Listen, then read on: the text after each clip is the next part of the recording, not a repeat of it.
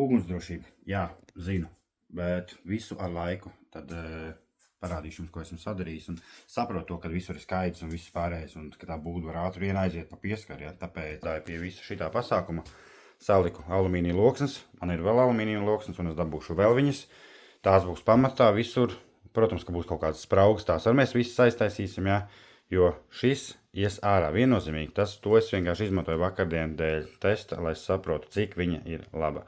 Un, ja godīgi, esmu ļoti apmierināts.